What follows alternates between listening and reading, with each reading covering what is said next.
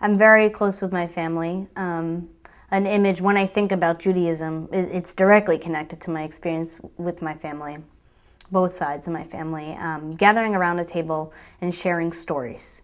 And for me, so much of Judaism is sharing stories and passing them down and learning from them. And, you know, my grandmother would tell me stories about living in Romania and how beautiful her family was. And they were a group of musicians who would, you know, be singing and dancing together. They were all murdered, except for her. She's the only one who survived because she chose to go to college. And it was against her father's wish, and he said, you know, what do you need an education for? You're a woman. It was like, what, 1939, 1940? What do you need an education for? She wanted to study biology, and she chose an education.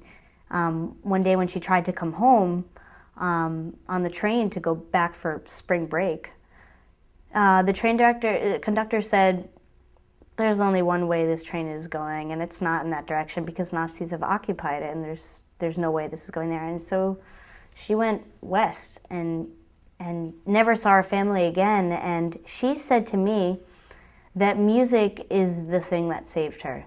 It was the songs that she learned from her aunts and her cousins that saved her. And this is the grandmother that, when I was 2 years old, she saw that I had an ear for music, and she would sit with me at the piano, point to the keys, and teach me Chag Purim, and teach me all these songs that her relatives taught her. And so for me, music was a way to connect to my roots. And that is the earliest form of not only my musical experiences, but also my Jewish experience. So they are hand in hand together as one in how I relate to being a Jew.